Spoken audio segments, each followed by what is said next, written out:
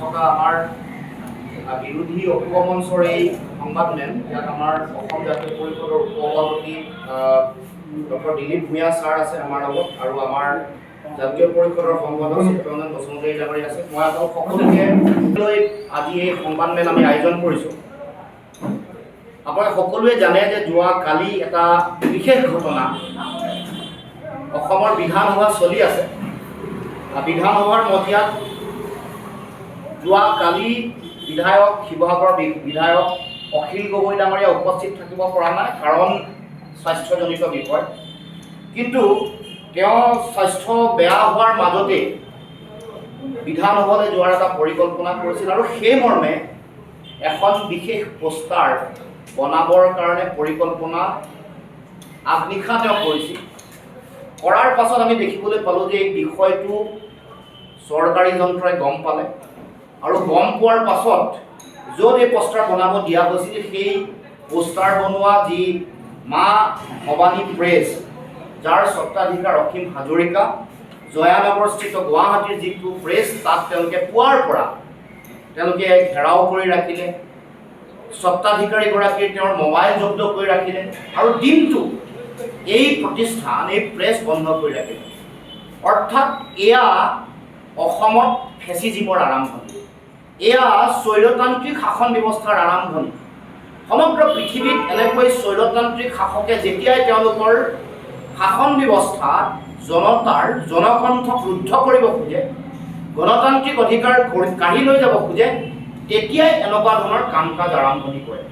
Phone tapping এটা illegal কাম, এটা বেআইনী আইন বহিৰ্ভূত কাম, অসাংবিধানিক, ভাৰতবৰ্ষৰ সংবিধানৰ পৰিপন্থী এটা চিন্তা। এই চিন্তাক কিন্তু বিজেপি দলটোৱে, চৰকাৰখনে তেওঁলোকে বিভিন্ন সময়ত এনেধৰণে তেওঁলোকে কৰিব খুজিছে, বা এই প্ৰক্ৰিয়াৰ যোগেদি ফোন টেপিং বা যি সমাজত চৰকাৰৰ বিৰুদ্ধে, চৰকাৰৰ বিভিন্ন গণতন্ত্ৰ বিৰোধী কাম কাজৰ বিৰুদ্ধে, জনতাক কৰা অন্যায়ৰ বিৰুদ্ধে মাত মতা যিসকল ব্যক্তি আছে তেওঁলোকক এনেকৈ ছাৰ্ভেলেঞ্চৰ মাজত ৰখাৰ প্ৰক্ৰিয়া তেওঁলোকে আৰম্ভ কৰিছে। এই কথা আমি শুনি আছিলোঁ, খবৰ পাই আছিলোঁ, কিন্তু যোৱাকালি আমি কাৰ্যত এইটো প্ৰতিফলিত হ'ল যে চৰকাৰে মানুহৰ কণ্ঠ ৰুদ্ধ কৰিবৰ কাৰণে বা চোৰাংচোৱাগিৰি কৰিবৰ কাৰণে তেওঁলোকে ইতিমধ্যে কাম কাজত জঁপিয়াই পৰিছে, তেওঁলোকে ইতিমধ্যে তেনেকুৱা ধৰণৰ ব্যৱস্থা গ্ৰহণ কৰিছে। গতিকে আমি চৰকাৰক, অসমৰ মুখ্যমন্ত্ৰীক ক'ব খোজোঁ যে এনেকুৱা ধৰণৰ বেআইনী সংবিধান বিৰোধী কাম কাজৰ পৰা মুখ্যমন্ত্ৰী চৰকাৰ বিৰত থকাটো উচিত। আমি সকীয়াই দিব খুজিছোঁ যে এনেকুৱা ধৰণৰ কাম কাজ, সংবিধান বিৰোধী কাম কাজত জড়িত নহ'ব। ইতিমধ্যে আপোনালোকে সকলোৱে জানে যে কা বিৰোধী গণ আন্দোলনৰ সময়ত ভাৰতবৰ্ষত বিভিন্ন প্ৰান্তত ইজৰাইলী চোৰাংচোৱা যিটো ছফ্টৱেৰ পেগাছাছ আনি বিভিন্ন ধৰণৰ তেওঁলোকে ফোন টেপিং, বিভিন্ন ছাৰ্ভিলেঞ্চ, এই কাম কাজ তেওঁলোকে আৰম্ভ কৰিছিল। চোৰাংচোৱা, এনেকুৱা ধৰণৰ চোৰাংচোৱাগিৰি কৰিব পাৰিব তেতিয়া যেতিয়া কোনোবাই ৰাষ্ট্ৰসংঘাত কৰিছে, দেশৰ সংবিধান বিৰোধী কাম কৰিছে, দেশদ্ৰোহিতা কৰিছে। আমি যি কাম কৰি আছোঁ জনগণৰ হকে, জনগণৰ প্ৰতি কৰা অন্যায়, এইবোৰৰ বিৰুদ্ধে মাত মাতি আহিছোঁ। গতিকে এনেকুৱা ধৰণৰ কথা বতৰা, গণতান্ত্ৰিক অধিকাৰ কাঢ়ি লৈ যাব খোজা কোনো ধৰণৰ কথা কেতিয়াও গ্ৰহণ কৰা নহ'ব। এইটো অন্যায়, আৰু আমি বিশ্বাস কৰোঁ যে কেৱল মাত্ৰ অখিল গগৈয়ে নহয়, আমি বিজেপিৰ বিৰুদ্ধে সৰব ভূমিকা পালন কৰি থকা প্ৰতিগৰাকী মানুহৰ বিৰুদ্ধে তেওঁলোকে এনেকুৱা বিভিন্ন ধৰণৰ ফোন টেপিং বা আন ছাৰ্ভিলেঞ্চত ৰখা কাম কাজ তেওঁলোকে আৰম্ভ কৰিছে।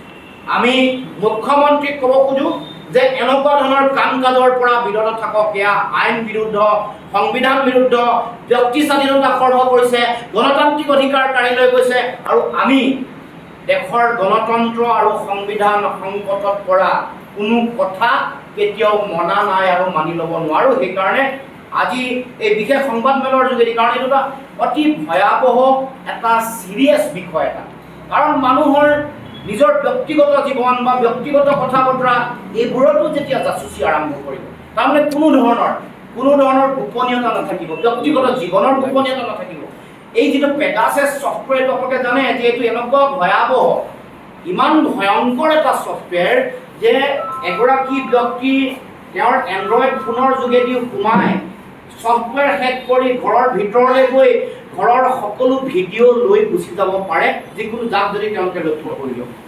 এইটো অতি ভয়ংকৰ। আৰু সেই সময়ত লোকসভাৰ মজিয়াত কেন্দ্ৰীয় চৰকাৰে স্বীকাৰ কৰিছে যে তেওঁলোকে ইজৰাইলৰ পৰা পেগাছাছে তেওঁলোকে কিনিছিল বা কিনিছে। তাৰ মানে এনেকুৱা ধৰণৰ কাম কাজ দেশত চলি থকা, বিজেপি চৰকাৰ দিনত চলি থকা আগতেও আমি দেখিবলৈ পাইছোঁ। আপোনালোকে জানে যে যেতিয়া গুজৰাটত গোধৰা কাণ্ড হৈছিল, গোধৰা কাণ্ড হোৱাৰ পাছত বহু ধৰণৰ মানে বিভিন্ন সাক্ষী, বিভিন্ন অভিযোগ দিয়া মানুহৰ সাক্ষ্য নষ্ট কৰিবৰ কাৰণে, ফেক এনকাউণ্টাৰ কৰিবৰ কাৰণে এনেকৈ আইন বহিৰ্ভূতভাৱে, সংবিধান বহিৰ্ভূতভাৱে বহুতক ছাৰ্ভেলেঞ্চত লৈছিল আৰু তেওঁলোকৰ কথা বতৰা তেনেকৈ চৰকাৰী যন্ত্ৰই শুনি হেক কৰি, ফোন টেপিং কৰি তেওঁলোকৰ বিৰুদ্ধে বিভিন্ন ব্যৱস্থা গ্ৰহণ কৰিছিল। তাৰমানে এইটো গণতন্ত্ৰৰ প্ৰতি বৰ ভয়ংকৰ এটা অশনি সংকেত, পৰিৱেশ পৰিস্থিতি আৰম্ভ কৰিব খুজিছে। কি দুখ আছিল মা ভৱানীৰ দৰে এটা সৰু প্ৰেছৰ এগৰাকী স্বত্বাধিকাৰী অসীম হাজৰিকা, যাক দিনটো তেওঁৰ ইনকম, তেওঁৰ আয় বন্ধ কৰি দিনটো পুলিচে আবদ্ধ কৰি ৰাখিছে। কি এই অধিকাৰ কেনেকৈ পালে? তেওঁ যিকোনো মানুহৰ XYZ ABCD যিকোনো মানুহে দিয়া কাম তেওঁ কৰিব পাৰে। তেওঁৰ তাত কোনো ভুল নাই। আজি মই নিলে এখন যদি মই পোষ্টাৰ বনাব দিওঁ, এখন যদি বেনাৰ বনাব দিওঁ, তেওঁ কৰিব। তেওঁৰ নিজৰ আয়ৰ কাৰণে, নিজে পইচা ঘটিবৰ কাৰণে এনেকুৱা ধৰণৰ প্ৰতিষ্ঠান তেওঁ গঢ়ি তুলিছে। কিন্তু তেওঁৰ কি দোষ?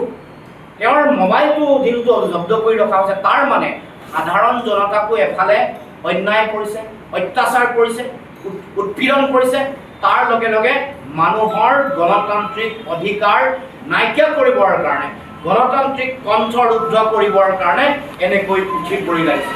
গতিকে অসম চৰকাৰ, মুখ্যমন্ত্ৰীক আজি এই সংবাদমেলৰ পৰা মই সকীয়াই দিব কৈছোঁ, যাতে এনেকুৱা ধৰণৰ কাম কাজত আহি থাকিব লগা দিনসমূহত লিপ্ত নহয়। আৰু এই কথাও ক'ব কৈছোঁ যে তেওঁ এনেকুৱা ধৰণৰ ভাবুকি বা এনেকুৱা ধৰণৰ কাম কাজে আমাৰ যিটো গণতান্ত্ৰিক যিটো কণ্ঠ, মানুহৰ ন্যায়ৰ কাৰণে, জনতাৰ ন্যায়ৰ কাৰণে আমি যি কাম কাজ কৰিছোঁ, ইয়াক বাধা দিব নোৱাৰে, ইয়াক ৰুদ্ধ কৰিব নোৱাৰে। হিমন্ত বিশ্ব শৰ্মাক পুনৰ কৈছোঁ যে এনেকুৱা বল প্ৰয়োগ কৰা, এনেকৈ বেআইনীভাৱে কৰা কাম কাজে আমাৰ প্ৰতিবাদী কণ্ঠ, গণতান্ত্ৰিক কণ্ঠক কেতিয়াও ৰুদ্ধ কৰিব নোৱাৰে। এই কথা